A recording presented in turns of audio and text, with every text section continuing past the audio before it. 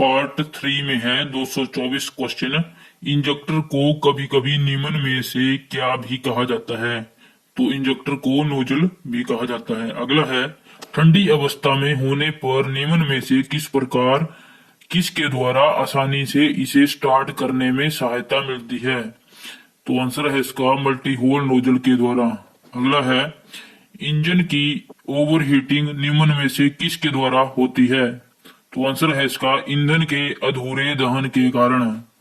अगला क्वेश्चन है, ईंधन की अधिक खपत होती है। तो ईंधन की अधिक खपत होती है कंप्रेशन के कमजोर होने के कारण। अगला है, इन- ईंधन में पावर जनरेशन निम्न में से किस कारण होती है? तो ईंधन की कम सप्लाई के कारण होती है। अगला क्वेश्चन है, आंतरिक प्रज्वलन इंजन में प्रज्वलन लगातार होता है जब लौ मिश्रण तक पहुंचती है, डैश कहलाती है। तो कहलाती है डिटोनेशन। अगला है, ईंधन फीड पंप डैश से चलाया जाता है। आंसर है इसका फ्यूल इंजेक्शन पंप का केम शाफ्ट से। अगला है, कौन से प्रकार के एफआईपी में प्लंजर और बैलर असेंबली इंजन के प्रत्येक सिलेंडर में लगा होता है? आंसर है इसका इनलाइन पंप।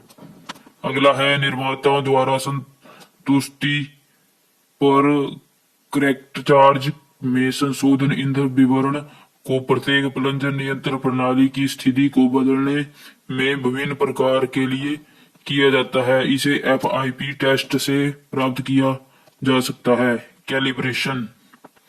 अगला क्वेश्चन है, जब थ्रोटल ओपन होता है पेट्रोल मेन जेट से खींचा जाता है, बड़ा मेन जेट के परिणाम स्वरूप होता है, तो इसमें अधिक ईंधन खपत होती है। अगला है, एक विशिष्ट समय पर एक इंजेक्टर के द्वारा कंबस्शन चैम्बर की विशिष्ट मात्रा में ईंधन की आपूर्ति हेतु कौन सा घटक सबसे उपयुक्त है?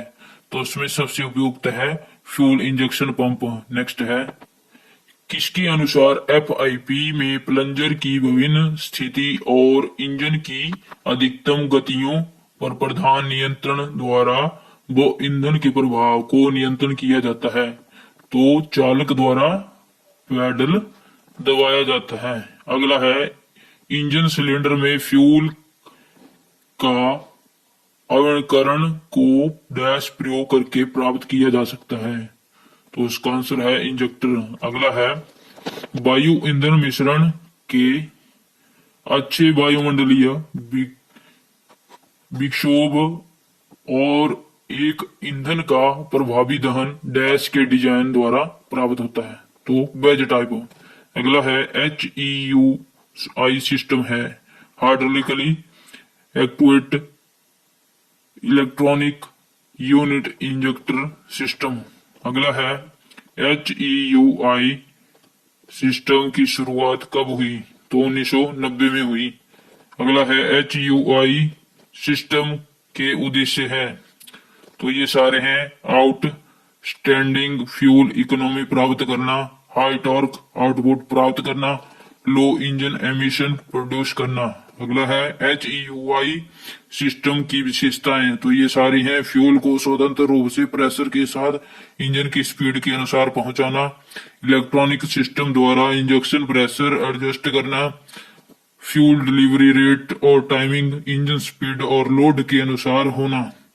अगला है, HEUI प्रणाली में केम लोब के स्थान पर क्या प्रयोग किया जाता है? तो प्लंजर का प्रयोग किया जाता है।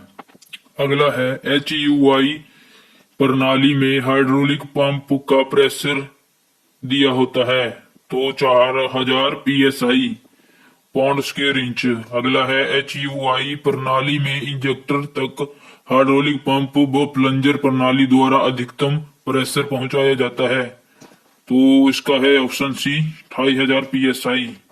अगला है, आपने आंसर करके बताना है कि इसका आंसर ये सही है, कमेंट करके।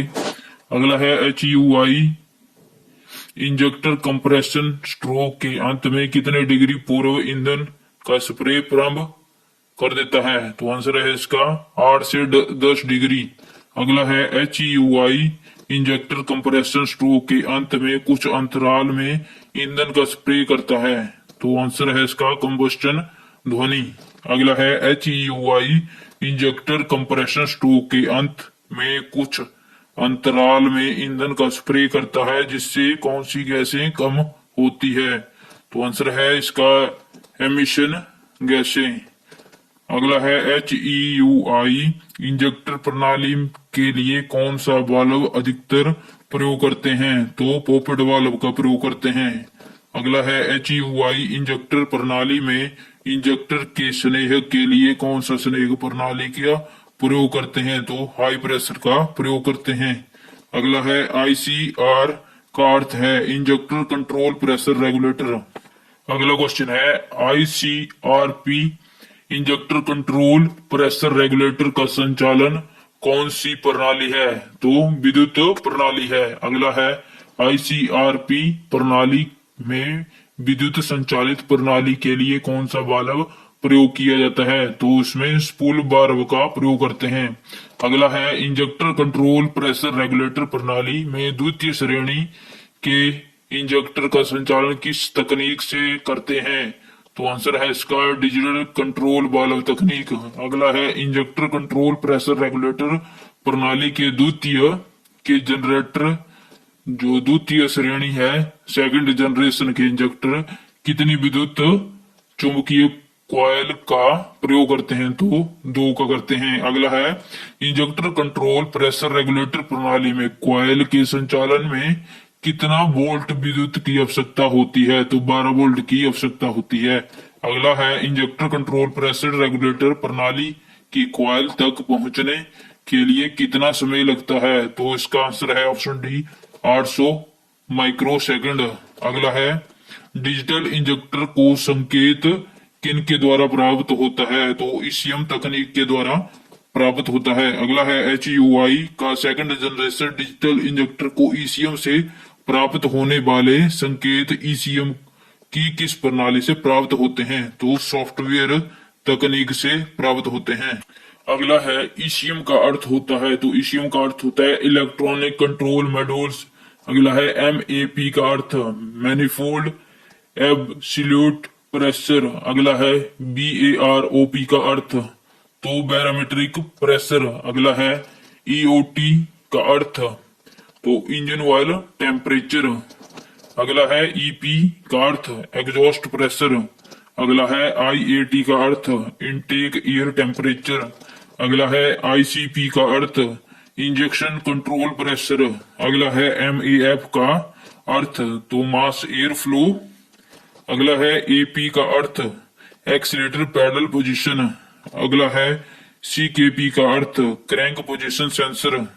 अगला है CMP का अर्थ तो इसका आंसर है केम पोजीशन सेंसर। CPM का अर्थ तो इसका आंसर है power train control module.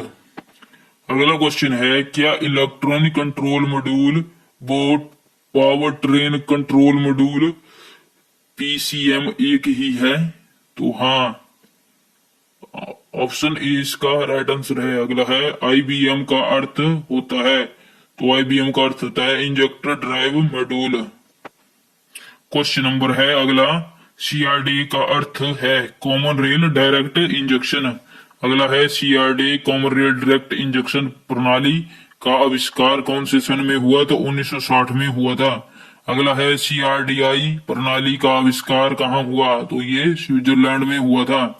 CRDI common rail direct injection प्रणाली का सर्वप्रथम आविष्कार किस वैज्ञानिक ने किया? तो रॉबर्ट हुक ने किया था CRDI प्रणाली का आविष्कार।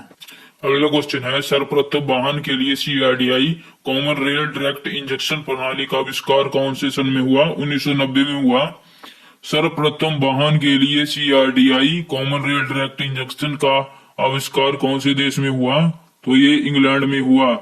अगला है सर्वप्रथम यात्री वाहन के लिए CRDI प्रणाली का आविष्कार तो सर्वप्रथम वाहन के लिए पूछा गया है तो ये 1997 में हुआ था। अगला है सर्वप्रथम यात्री वाहन में CRDI प्रणाली युक्त वाहन कौन सी कंपनी ने बनवाया? तो मर्सिडीज बेंज ने बनवाया था। अगला है CRDI common rail direct injection प्रणाली फ्यूल इंजेक्शन पंप के स्थान पर डैश होता है। तो क्या होता है? हाई दाब युक्त पंप, हाई प्रेशर पंप का प्रयोग होता है। अगला है ईंधन फीड पंप द्वारा आपूर्ति नहीं कर रहा है, इस कार्रवाई का जाना जाना जाता है। तो इसका है प्रीमिंग। अगला क्वेश्चन है इंजन का इनलाइन पंप के लिए प्लंजर और बैरल असेंबली होता है, तो प्रत्येक सिलेंडर के लिए होता है। अगला है मल्टी सिलेंडर इंजन में इंजन प्रत्येक प्लंजर के लिए फ्यूल डिलीवरी बराबर मात्रा में पाने के लिए क्या किया जाना चाहिए? तो इसमें कैलिब्रेशन किया जाना चाहिए।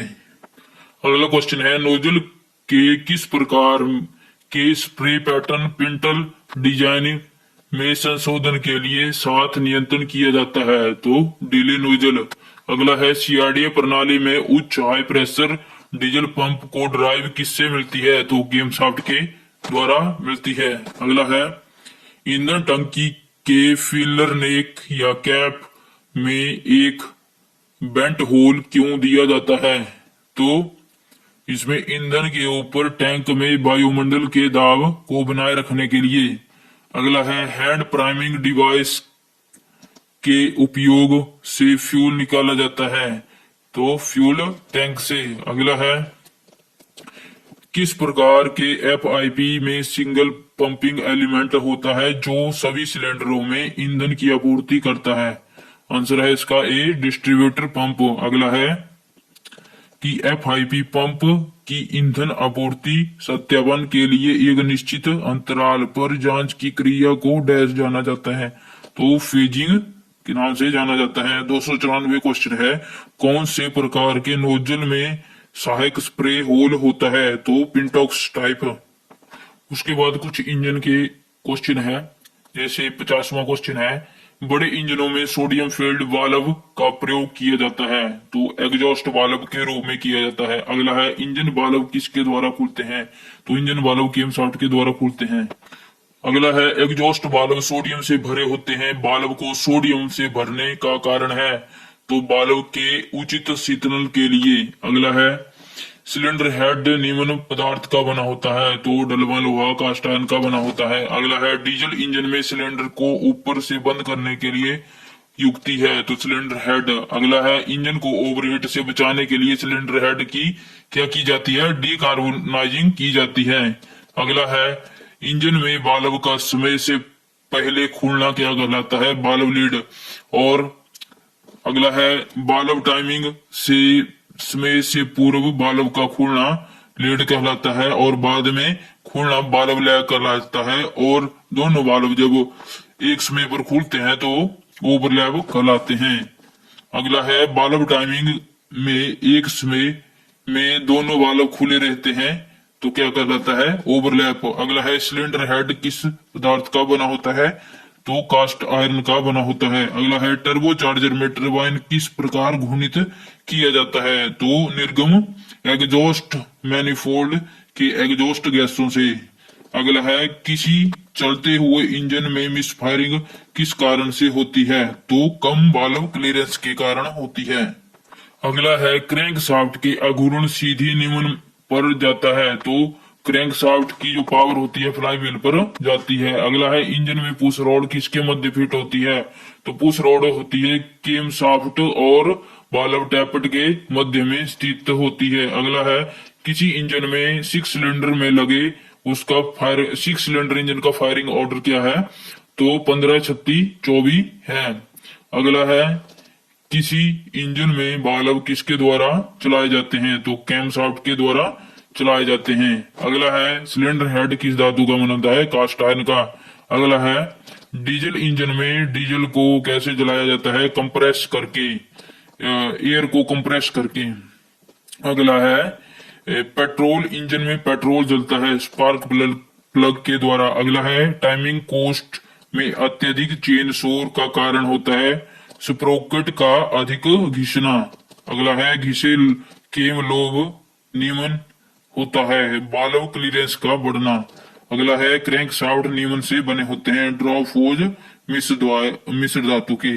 अगला है केम शाफ्ट वाल्व प्रणाली को चलाने के लिए क्या बना होता है? तो केम लोब बने होते हैं। अगला है वाल्व का खुलना और बंद होना पिस्टन की गति संबंध है, तो वो वाल्व टाइमिंग कहलाती है। ऑप्शन डी है इसका। अगला है इंजन में वाल्व के से चलने वाले यांत्रिक में केम लोब का कार्य, तो पुश रॉड को धकेलना है। अगला है कि वाल्व तंत्र द्वारा होता है, तो आंसर है इसका डी, वाल्व सीट। अगला है टू स्ट्रोक इंजन में पोर्ट कहाँ दिए जाते हैं? तो आंसर है इसका सिलेंडर दीवार। अगला है किसी इंजन का कंप्रेशन अनुपात किस कारण से बढ़ जाता है? तो क्लीयरेंस फॉर्म को घटा देते हैं। कंप्रेशन इग्निशन इंजन का कंप्रेशन अनुपात सामान्यतः होता है। तो कमेंट करके आपने आंसर बताना है इसका। अगला है कुछ खोखले वाल्व जो भारी इंजनों में तीव्रता से ठंडे होते हैं उन्हें डैश के साथ वाल्व के भीतर भरा जाता है, तो सोडियम। आंसर है इसका सोडियम। अगला है engine valve timing inlet valve को टीडीसी से कुछ पहले एक निश्चित तापमान पर क्यों खोला जाता है? तब क्या होता है हवा ईंधन का मिक्सचर सिलेंडर की क्षमता के अनुसार भरना। अगला है पिस्टन और फ्लाई व्हील की गति के संबंध में इंजन में वाल्व खुलना और बंद होना डैश कहलाता है, तो वो वाल्व टाइमिंग कहलाती है। अगला है स्टेटर असेंबली की लैमिनेटेड सिलेंड्रिकल आयरन कोर में दिए गए स्थान का उद्देश्य इंसुलेट बाइंडिंग फिट करने के लिए। अगला है स्टार्टिंग सिस्टम में ओवर रनिंग क्लच का कार्य है आर्मेचर को नुकसान से बचाने के लिए ओवर रनिंग क्लच का प्रयोग करते हैं। अगला क्वेश्चन है अल्टरनेटर के फील्ड टर्मिनल बैटरी से कैसे जोड़े जाते हैं? तो इग्निशन स्विच के द्वारा जोड़े जाते हैं। अगला क्वेश्चन है अल्टरनेटर में ड्राइव एंड फ्रेम का क्या कार्य है? तो प्री लुब्रिकेट सील्ड बेरिंग को सपोर्ट करना। अगला है सोलेनॉइड स्विच का क्या कार्य है? तो सोलेनॉइड स्विच का काम होता है स्टार्टिंग मोटर तथा बैटरी के बीच कांटेक्ट बंद करना। अगला है रोटर असेंबली का क्या तात्पर्य है? तो ड्राइविंग पुली और कूलिंग फैन को कैरी करना। अगला है सोलेनॉइड स्विच में स्टार्टिंग स्विच के किस प्रकार की बाइंडिंग होती है? तो पुल इन बाइंडिंग होती है सोलेनॉइड स्विच और स्टार्टिंग स्विच में। अगला है इंजन को स्टार्ट करने के लिए क्रैंक शाफ्ट को कम से कम कितने आरपीएम की जरूरत होती है? तो 100 आरपीएम की जरूरत है 100 आरपीएम की जरूरत होती है इंजन को स्टार्ट करने के लिए क्रैंक शाफ्ट। अगला है स्टार्टर मोटर कहाँ लगी होती है?